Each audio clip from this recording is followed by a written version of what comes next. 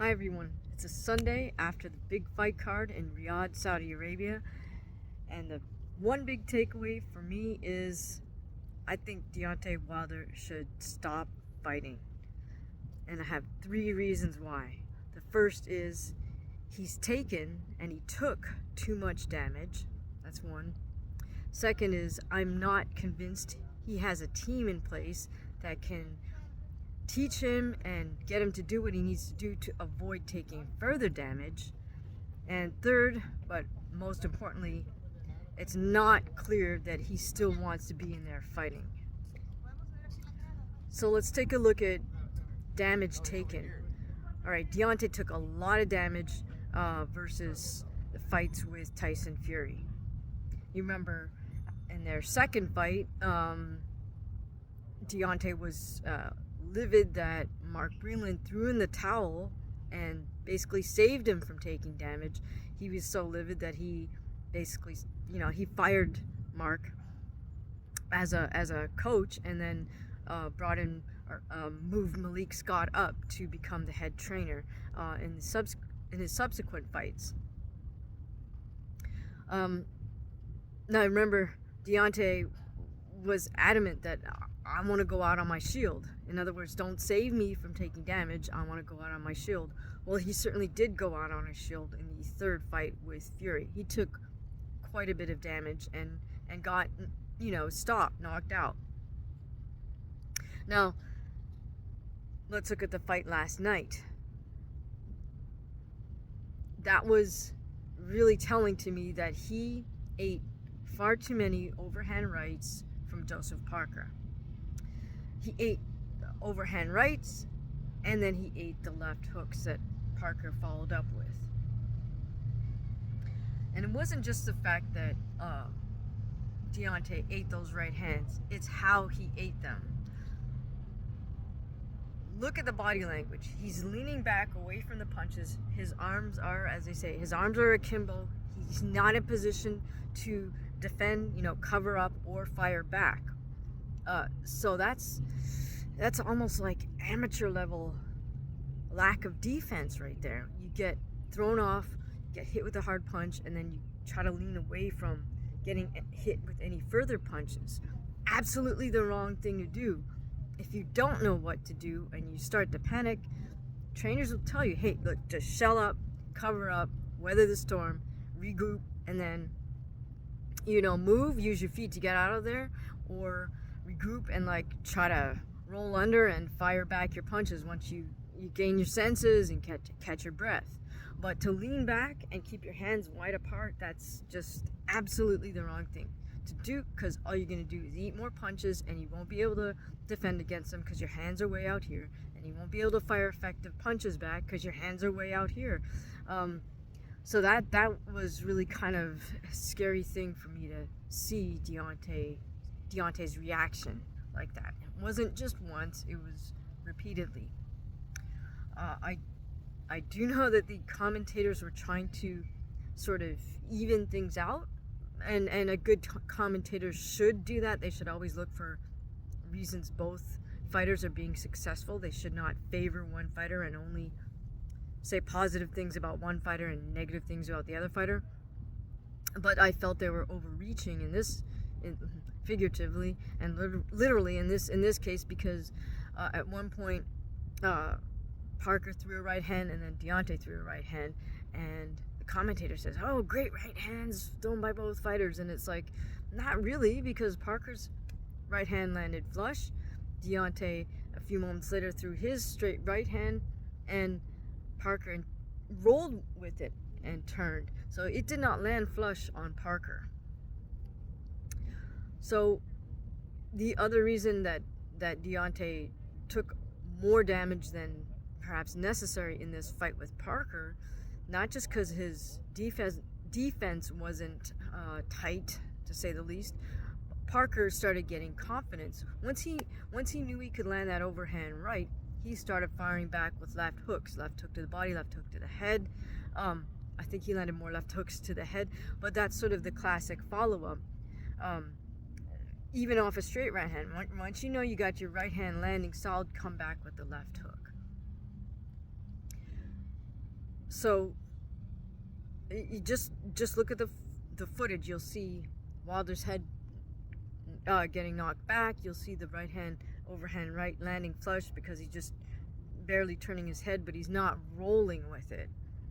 All right, so that's just not a good sign for me that a fighter should be in there. And the thing is, it sort of should have been anticipated that Parker would want to throw an overhand right, because he's clearly the shorter fighter in that fight, and it's a logical weapon for the shorter person to have. It's an overhand right. It's a great punch for the shorter person to land. Now, it can be kind of a blind punch at times, but once you know you can land that overhand right, you've got a feel for it. It becomes like heat-seeking missile, and it'll land. And I believe that's how Parker started to feel confident. Oh, I got my right hand. Now I'm just going to start ripping back with the left hook, because you know the left hook is there once you've landed it right. And so now we've got Deontay taking punishment from both sides, so to speak. Not a good sign. Okay, so now we've got accumulated damage from the Fury fights plus last night. The second piece, crucial piece, is, well, if he has a team that can make adjustments or reteach some skills or regroup, then maybe Deontay can overcome these weak areas. Okay, except I'm not convinced he has the team to do that. Remember, back after the second Fury fight, he fired Mark Breland because Mark wanted him to, quote-unquote, live to see another day. Now, what does Wilder say that contradicts his stance after the Fury fight? After the Parker loss, he says, we live to see another day. I'm just looking forward to what's next. And it's like, okay, you're actually happy that you didn't get knocked out, but you lost the decision, and now you're contradicting what you said after the Fury fight, which is you didn't want to live to see another day. You wanted to go out on your shield. You, quote unquote, were willing to die in the ring versus Fury, and Mark should not have thrown in the towel. That said, that's a mindset issue. But going back to the team, again, this is such a basic error, to lean back from powerful punches and have your hands wide apart. I don't know what went on in the camp leading up to this. I don't know if he had enough sparring, and I'm not sure that they can correct that, because it looks to me that Deontay is the one calling the shots in the camp. It's not Malik. It's not his strength coach. Malik Scott is a great person. He's very knowledgeable about boxing, but the dynamic in that camp may be that the fighter is in charge and everybody else is just doing what the fighter wants them to do. Let's take a closer look at this. Okay, so remember, back in 2014, Deontay Wilder knocked out Malik Scott. They fought in Puerto Rico in 2014. First round knockout. Malik is the only one who knows in his heart if that was truly a knockout and he couldn't recoup and get back up from that blow. But literally, it was just Malik kind of dancing around a little bit on the perimeter, and Wilder just kind of honing in and finally just landing a jab right hand, and that was the fight. That was it. That jab right hand dropped Malik very close to the ropes, and he wasn't able to get back up. My point there is that sets up a certain dynamic, right? Like, if you're Deontay Wilder and you already know you knocked out your trainer in round one, whether that was a true knockout or, I don't want to put assumptions on anybody, but, Malik knows if he could or could not have truly gotten up from that. But regardless, the dynamic is Wilder knows, hey, I knocked my trainer out. Like, I knocked him out in one round, or that, I think it was less than 60 seconds. But in any case, there's a certain dynamic set up, I think, between two individuals when one person knows they owned the other person quite handily at one point. So how much is Malik comfortable, you know, kind of flexing on Deontay and saying, no, man, you got this all wrong. We got to do this. We got to do this. We got to do this. Even if Deontay gives him a lot of pushback and doesn't want to do it, is Malik willing to be the bad guy and say, hey, no, look, you know, you got to do this, and crack the whip? I'm gonna. One of my former trainer, professional boxing trainer, Lennox Blackmore, who was also a former #1 rated junior welterweight in his day. You know, I remember about a decade ago asking him, like, what's up with this new era of fighters? Like, what's up with all these young trainers and fighters? It's a strange dynamic. And he said to me straight up, he goes, they don't want a trainer, they want a friend. And I start seeing this play out more and more as we move forward with boxing. What Blackmore was pointing out is they don't want a trainer. They don't want someone who's going to yell at them, who's going to curse at them, who's going to curse them out in the ring while they're sparring. And you know, I mean, we've all had it happen, so it's not so embarrassing, because that was like just what was done, at least back in the day. Nobody got upset or had their feelings hurt or felt humiliated because your trainer was yelling at you. That's just how it went. We all knew it's so crucial in the ring when you're sparring to get it right, or to follow up, or to not make mistakes, that your trainer's gonna yell at you and they're gonna curse at you if you are not doing the right thing.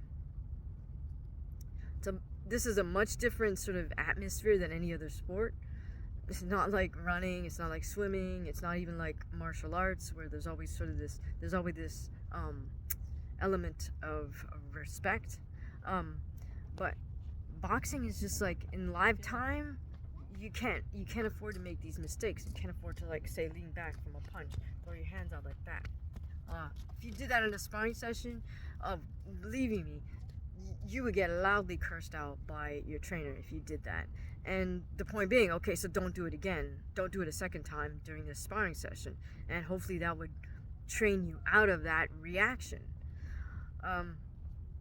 I don't know. I don't know if Malik has that relationship with Deontay that he can do that, or if he feels comfortable just sort of cracking the whip on Deontay in terms of what's going on during workouts, or what's going on during sparring, or maybe even what's going on outside the ring. Because again, old school trainers would chastise guys for and maybe there were fewer girls, but yeah, they would chastise their fighters about what we did outside the ring, if need be, right? We all know sometimes fighters want to let loose a little bit and have some fun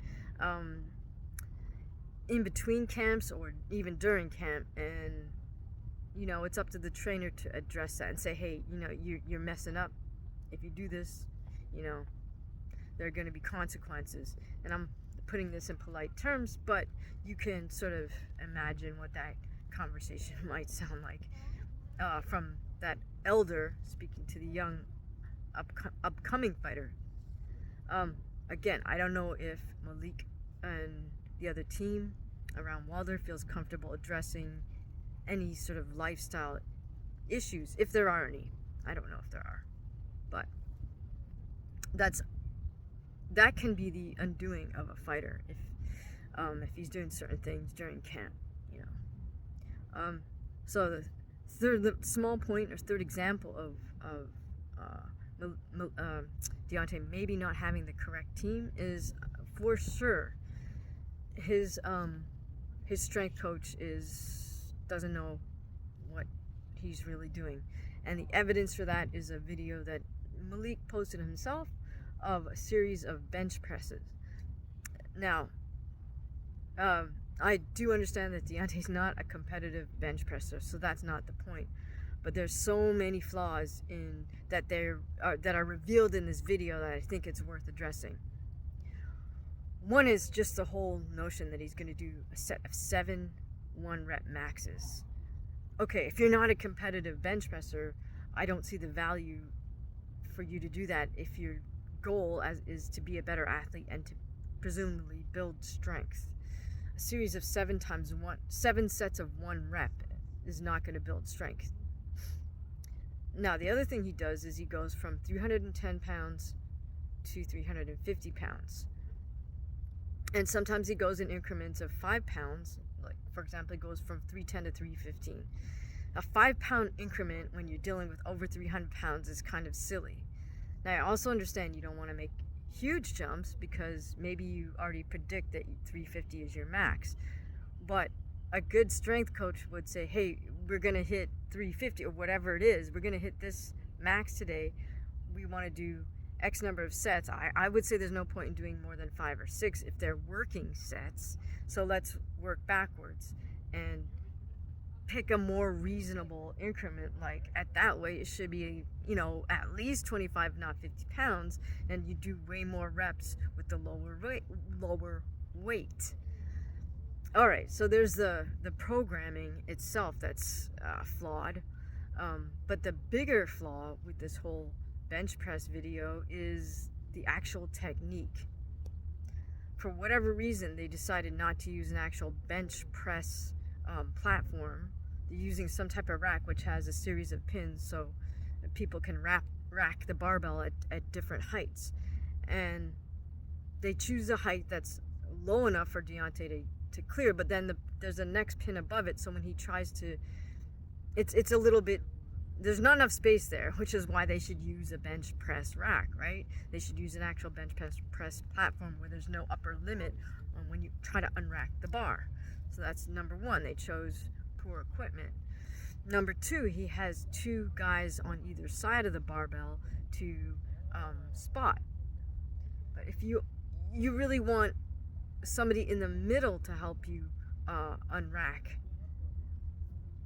if 300 and whatever is too much for that one person in the middle, then you need the 2 side guys, and the 2 side guys do not have to be as knowledgeable or as skilled as the guy in the middle.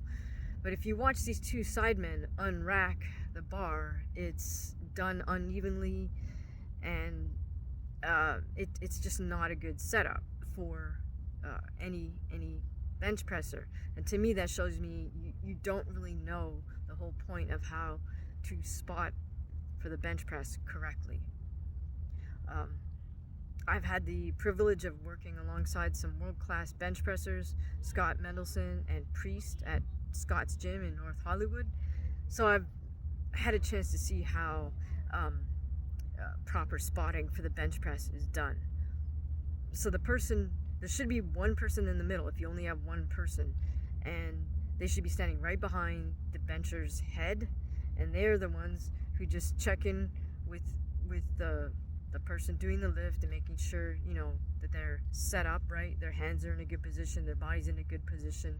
They'll help adjust the person on the bench if need be, and then they'll do a little countdown to unrack the barbell, and then they'll bring it out because it's initially right above your eye level, and then you need to bring it out so it's above your chest at a good position, and then the spotter will release the bars gently, not just drop it, but release it. And so it's your job to then bring the bar down, touch your chest, pause, and then press it up. If you can't quite make it, then that's what they're there for, to help you get the bar up, and then they'll rack it for you. If you do make it, they're also there to just grab it at the end of the press and then rack it for you. So it just shows me that Deontay's strength and conditioning coach, if he doesn't know how to correctly spot for the bench, and he doesn't know how to program properly for a bench workout, he doesn't really have any business calling himself a strength coach. I'm not sure what his role is then. Is it just to be a cheerleader when Deontay makes these accomplishments? Because lastly, if the goal is to get stronger as an athlete, you need to have good technique with your lifts. and the technique in this case is garbage. Brings the barbell out, basically lowers it and then drops it on his chest, bounces it off his chest, and then sort of presses it back up.